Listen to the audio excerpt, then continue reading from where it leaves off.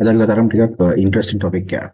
ඔයා මැනේජර් කෙනෙක් එහෙම නැත්නම් ඔන්ටර්ප්‍රිනර් කෙනෙක් හෝ සීනියර් මැනේජර් පොසිෂන් එක හෝල්ඩ් කරන කෙනෙක් නම් මේ අත්දැකීම ඔයාට දෙයාකාරීම හම්බෙලා ඇති. ඉතින් අපි දකිනවා සමහර වෙලාවට සමහර මැනේජ්මන්ට් ටීම් වල තියෙන විවිධාකාර දුර්වලතා ආයතනික තියෙන දුර්වලතා එක මැනේජර් කෙනෙක් විශේෂයෙන්ම ඔපරේෂන්ස් ටීම් වල ඉන්න මැනේජර්ස්ලාට ඒක ඒ අඩුපාඩු තුලින් ඇවිල්ලා ලොකු ප්‍රෙෂර් එකක් ඇවිල්ලා ඒගොල්ලන්ගේ පර්ෆෝමන්ස් අඩුයි කියලා සමහරවිට ඒගොල්ලන්ගේ ජොබ් එක නැති වෙන අවස්ථාවට යන්න පුළුවන් සිද්ධි දැකලා ඇති. ඔයා මැනේජර් කෙනෙක් නම් සාමාන්‍යයෙන් ඔපරේෂන්ස් ටීම් එකේ හිටියනම් බ්‍රාන්ච් ඔපරේෂන් එකක් වගේ හැන්ඩල් කරනවා. ඔයාට මේ අත්දැකීම ඇති. ඉතින් ඔයා එහෙම නැතුව ඒ වගේ කම්පැනි එක ඔන්ටර්ප්‍රිනර් කෙනෙක් නැත්නම් සීනියර් GM කෙනෙක් වගේ නම් ඔයාලා දැකලා ඇති ඒ වගේ මැනේජර්ස්ලා ඔයගොල්ලෝ පර්ෆෝමන්ස් අවශ්‍ය එක්ස්පෙක්ටඩ් ලෙවල් එකට නැති නිසා ආයතනයෙන් ඉවත් කරලා ඩවුන්ග්‍රේඩ් කරලා විවිධ දේවල් කරලා ඇති. ඉතින් මෙන්න මේ ගැන තමයි අද අපි කතා කරන්නේ. beyond the blame game. ඒ කියන්නේ කොහොමද blame කරන්නේ නැතුව මේ fair appraisal එකක් කරන්නේ managers-ට. විශේෂයෙන්ම critical conditions වලදී තියෙද්දි. right? ඉතින් මෙතනදී දැන් හිතන්න අපි පොඩි සිනාරියෝ එකක් ගමුකෝ. ඔයගොල්ලෝ ගාව ඉන්නවා මැනේජර් කෙනෙක් අපි X කියලා. X කියලා මැනේජර් කෙනෙක් ඉන්නවා. ඔයාගේ ආයතනයේ බ්‍රාන්ච් ඔපරේෂන් එකක් තියෙන්නේ. මේක බ්‍රාන්ච් එක හැන්ඩල් කරන මැනේජර් තමයි X කියලා කියන්නේ. එතකොට මෙයාගේ පර්ෆෝමන්ස් වලට බලපාන සිස්ටම් එකේ ඔයාලගේ ආයතනික සිස්ටම් එකේ ප්‍රොසෙස් එකේ තියෙනවා ප්‍රශ්න දෙකක්. අපි කියමු එක Y and Z කියලා. එතකොට මේ X කියන කෙනාගේ පර්ෆෝමන්ස් අපි මනිනවා. හැබැයි ආයතනික ප්‍රශ්න දෙකක් තියෙනවා Y and Z කියලා. මේ දෙකේ බලපෑමක් තියෙනවා මේ X ගේ පර්ෆෝමන්ස් වලට. උදාහරණයකට අපි හිතමු මේ Y and Z ප්‍රොබ්ලම්ස් සමහර කම්පැනිස් වල රෙක්‍රූට්මන්ට් කරන්න නැහැ. ෆ්‍රීස් කරලා තියෙනවා. එහෙම නැත්නම් රෙක්‍රූට් කරගන්න බෑ අවශ්‍ය ඒ ස්ටාෆ් එක. එහෙම නැත්නම් ඒ රෙක්‍රූට් කරන ස්ටාෆ් එකේ ස්කිල් එක ඒ බ්‍රාන්ච් එකේ නැත්නම් ඒ සෙක්ෂන් එකට අවශ්‍ය කරන ස්ට්‍රක්චර් එකට මැච් වෙන්නේ නැහැ. උදාහරණයක් අපි හිතමු එක්සිකියුටිව් කෙනෙක් එක්සිකියුටිව් දෙන්නෙක් ඉන්න ඕන තැනට දාන්න පුළුවන් එක්සිකියුටිව් එක්කෙනයි ඉන්ටර්න් එක්කෙනයි. මොකද හේතුව අර මැච් කරගන්න රෙක්රූට් කරගන්න බෑ. එහෙම නැත්නම් ඔයාගේ සප්ලයි චේන් එකේ ඉෂුස් තියෙනවා. හරියට අවශ්‍ය කරන සප්ලයිස් ටික පාට ලැබෙන්නේ නැහැ. සමහර වෙලාවට කම්පැනි පුරාම කෑෂ් ෆ්ලෝ එකේ ප්‍රශ්නයක් තියෙනවා. ඉතින් මෙන්න මේ හේතුන් නිසා බ්‍රාන්ච් එකක් ප්‍රොෆිට් කරගන්න, සේල්ස් ටාගට් වලට යන්න, KPIs අචීව් කරගන්න බැරි වෙනවා. අන්න ඒ වෙලාවට ඒකේ බර්න් එක එන්නේ අදාළ බ්‍රාන්ච් එකේ ඉන්න මැනේජර් ඉන්චාර්ජ් කෙනාට. ඒතර එයාගේ පර්ෆෝමන්ස් මයින්. එයාගේ පර්ෆෝමන්ස් පුවර් නම් KPI අචීව් කරලා නැත්නම් එයාගේ ජොබ් එක සම්බන්ධයෙන් අපි ඩිසිෂන්ස් ගන්නවා. හැබැයි අපි බලන්න ඕන මැනේජ්මන්ට් එකකට අපි කොයිතරම් ෆෙයාද කෙනෙකුට පාලනය කරන්න බැරි කන්ඩිෂන්ස් යටතේ තියෙනකොට ඒව බේස් කරලා අදාළ පුද්ගලයාගේ පර්ෆෝමන්ස් මෙෂර් කරන්න. ඉතින් අපි මේ ගැන පොඩ්ඩක් කතා කරමු. මොකද හේතුව මෙන්න මේක ගොඩක් ආයතන වලට බලපාන දෙයක්. මොකද හේතුව ගොඩක් ඉන්න টপ ටැලන්ටඩ් කට්ටිය ඩිමෝටිවේට් වෙනවා මෙන්න මේ ප්‍රොසීඩර් එක නිසා. මෙතනදී අර ප්‍රශ්නෙට උත්තරයක් ලැබෙන්නේ නැහැ. අසනීපයක් ටාවට ගියාම අර සිම්ප්ටම්ස් වලට හම්බ වෙනවා බෙහෙත්. නමුත් රූට් කෝස් එක හොයලා එතනට බෙහෙත් දුන්නේ නෑ වගේ දෙයක් වෙනවා. ඒ හින්දා ආයතනයක් විනාශ කර යන්න පුළුවන් මේ සිටුේෂන් එකේ. ඒ හින්දා අපි බලමු මේ වගේ සිටුේෂන් එකක් කොහොමද කන්ට්‍රෝල් කරන්නේ. කොහොමද මේ වගේ සිටුේෂන් එක ඇක්ට් කරන්නේ, මැනේජර් කෙනෙක්ගේ පර්ෆෝමන්ස් ඉවලුවේට් කරන්නේ කොහොමද? එයාගේ ඩිසිෂන් එකක් ගන්න කොහොමද? ඒ වගේම කම්පැනි එකක්, මැනේජ්මන්ට් එකක්, සීනියර් ප්‍රොෆෙෂනල් කෙනෙක් හැටියට කොහොමද මේ ප්‍රශ්නේ දිහා බලන්නේ සහ මේක විසඳන්නේ.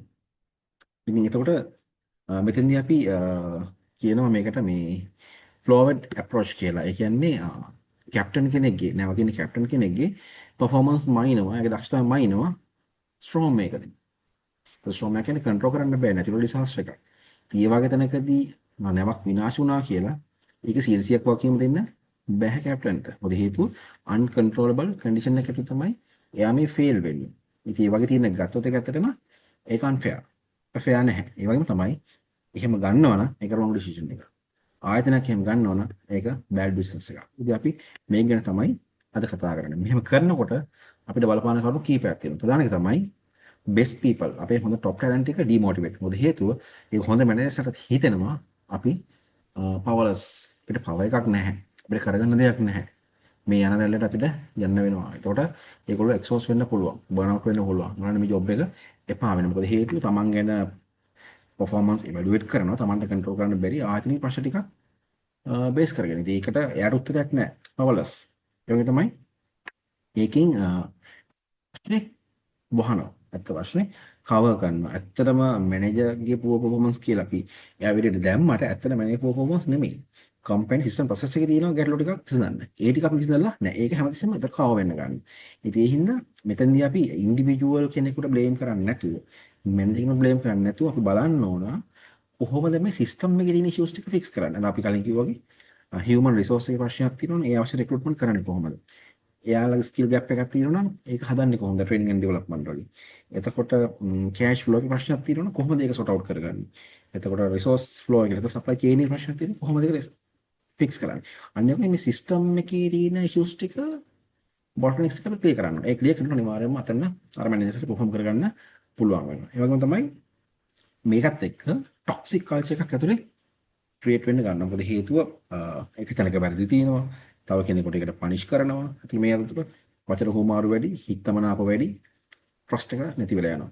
එතකොට ටොක්සික් කල්චර් එකක් මේක ඇතුලේ හැදෙනවා සහ බය කියන දේ ඇති වෙනවා. X කියන මැනේජර් මේ දේ වුණා මට ඊළඟ පාර මේ දේ වෙන්න පුළුවන්. මගේ බ්‍රාන්ච් එකේ මේ වගේ සිටුේෂන් එකක තියෙනවා. එයාට වෙච්ච ප්‍රශ්න ටිකම මටත් වෙන්න පුළුවන්. එන්න එකත් එක්ක කෙනෙක් පර්ෆෝම් කරන්න ඉස්සරහට යන්න බයයි. රිස්ක් එකක් ගන්න බයයි. ගොඩක් වෙලා try කරනවා ඉතින් එළියට යන්න. ඒ වගේම තමයි එකත් එක්ක අර මම ඉස්සලා කිව්වා වගේ එළියට යන්න තියෙන සම්භාවිතාව වැඩි. ඉතින් අපි මේකෙදි පාවිච්චි කරන ටෙක්නික් එකක් මේ මැනේජ්මන්ට් වල අපි කියනවා the controllability principle. ඒ කියන්නේ මේ fairness කියන එක guiding principle of fairness. ඒ කියන්නේ හැමතිස්සෙම අපි fair වෙන්න ඕන.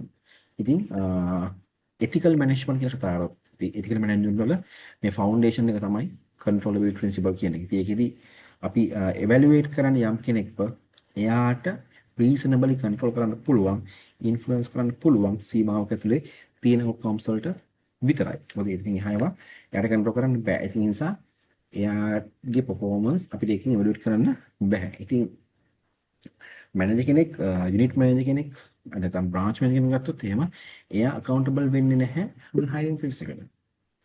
එතකොට සප්ලයි චේන් එකේ ප්‍රශ්නයකට එයාට කරන්න දෙයක් නැහැ. මොකද එයා කන්ට්‍රෝල් එකේ නෑ ඒක.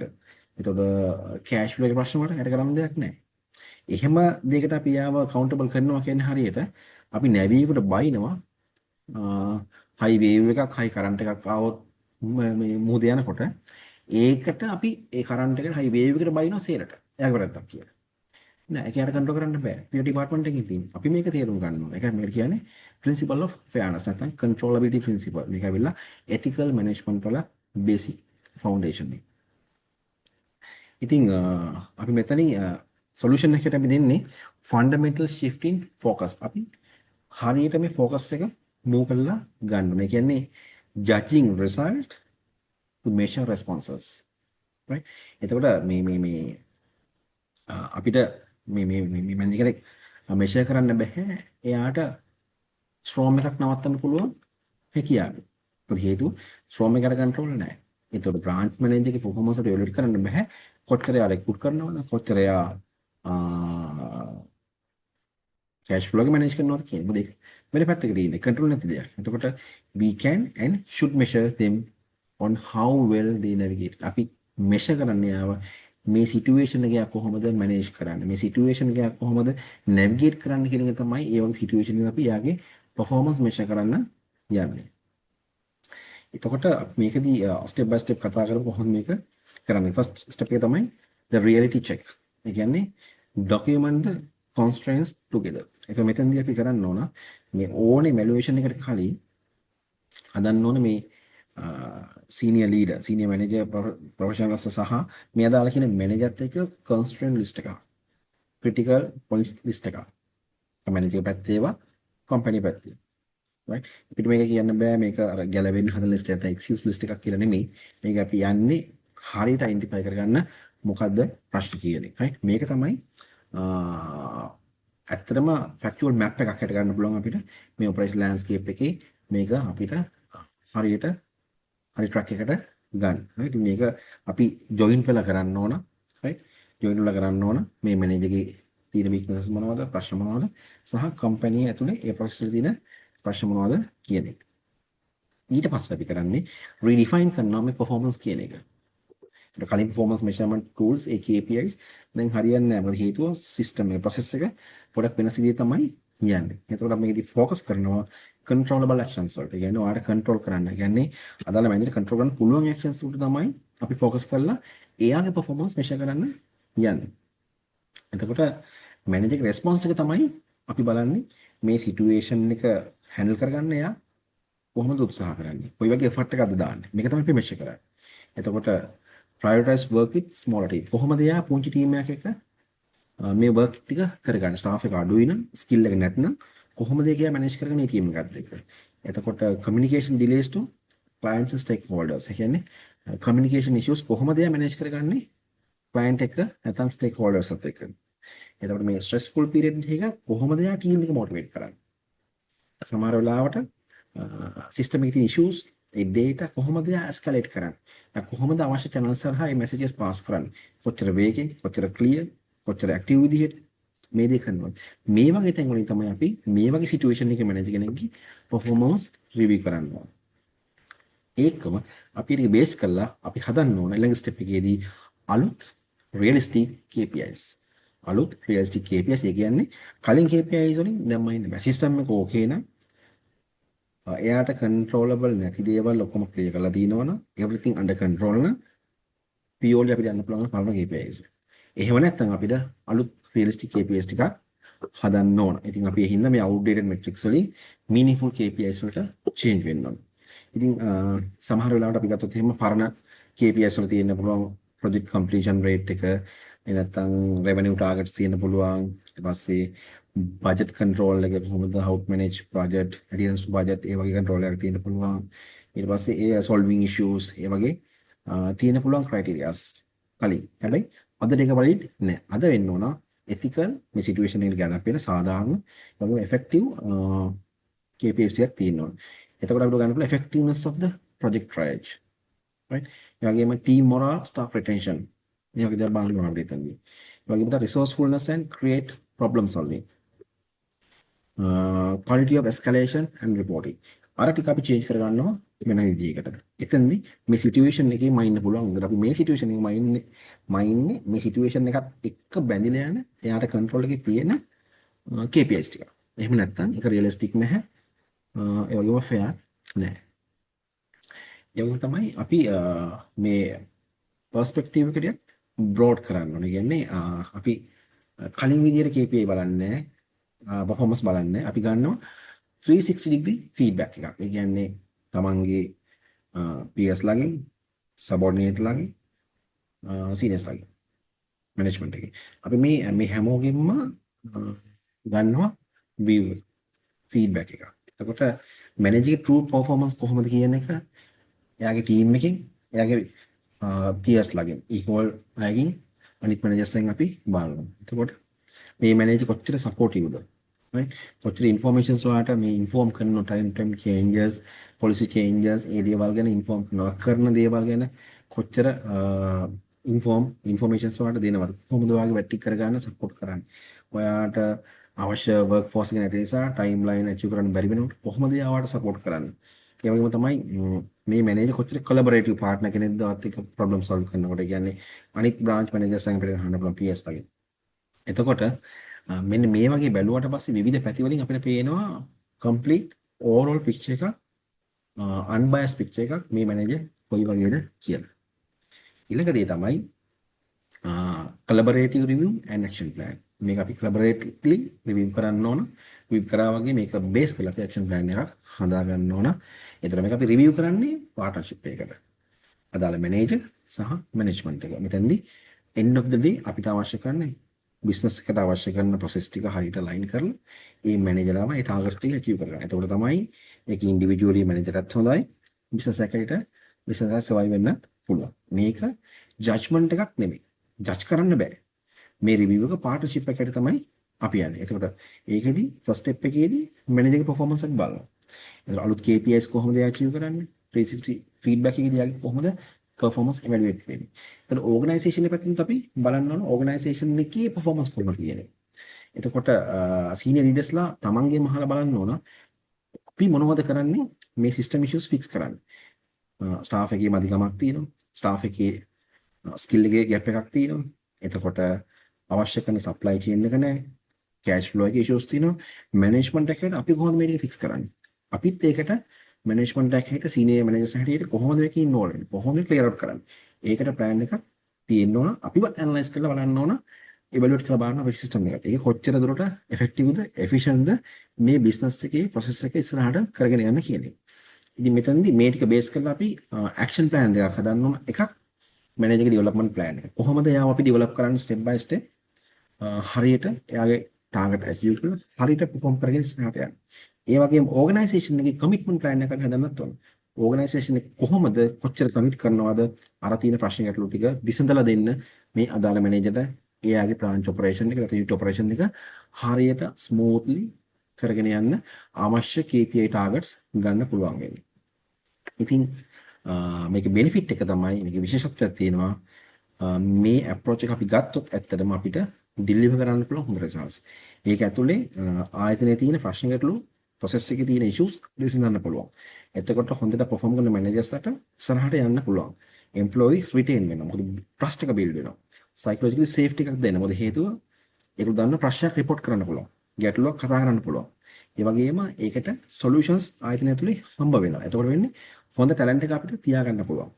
good managers feel supported. ඒගොල්ලන් හිතන අපිට සපෝටිව් ප්‍රශ්නයක් ගැටලුවක් ආවම මේකට මැනේජ්මන්ට් එක සපෝට් කරනවා. කම්පැනි එක සපෝට් කරනවා. ඉෂුව එකක් ආවම විසඳන්න උදව් කරනවා.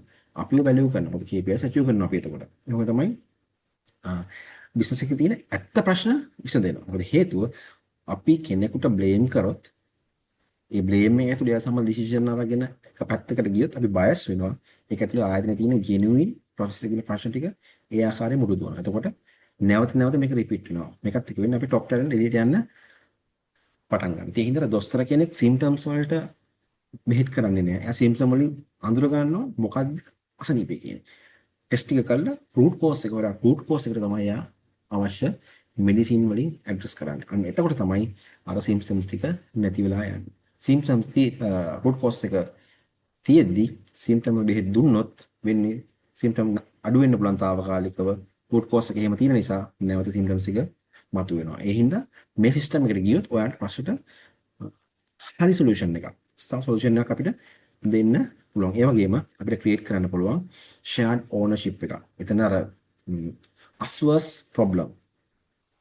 එතන මැනේජ්මන්ට් එක සහ මම අතර ප්‍රශ්නයක් නෙමෙයි තියෙන්නේ. අපි ආයතනයේ අපි වැඩ කරන ඔක්කොම සහ ප්‍රශ්නය අතර තමයි මේ ගැටලුව තියෙන්නේ. අපි ඒකට shared ownership එකක් ගන්න මැනේජර් අවශ්‍ය corrective actions අරන් යාගේ plan එකට යනවා. ආයතනයේ වෙනම plan එකකට යනවා. කොහොමද මේක විසඳන්න support කරන්න කියන්නේ. මේක ඇතුලේ අපිට පුළුවන් මේ ප්‍රශ්නේ ලස්සන විසඳ ගන්න, හොඳ approach එකක් අරගන්න, better results achieve කරන්න. ඉතින් මේකට අවශ්‍ය කරන සිස්ටම් එකක් අපි හදා ගන්න ඕනේ. ඉතින් open discussions තියාගන්න. ඒ වගේම current process එක appraise කරලා බලලා අවශ්‍ය changes ගන්න. ඉතින් මේකෙදි ඔයගොල්ලන්ගේ ආයතනයේ branch ලොකු network එකක් තියෙනවා. එක department එකක් ගන්න. poor perform කරන department එකක් ගන්න. ඔයගොල්ලෝ හිතනවා මෙන්න මේ දිගේ දුර්වලතා තියෙනවා කියලා. ඒ department එක කරා මේ system එක දාලා බලන්න. කොහොමද මේක clear වෙන්නේ? කොහොමද මේක step by step හරි පැත්තට එන්නේ කියන එක. Thank you very much. Have a nice day.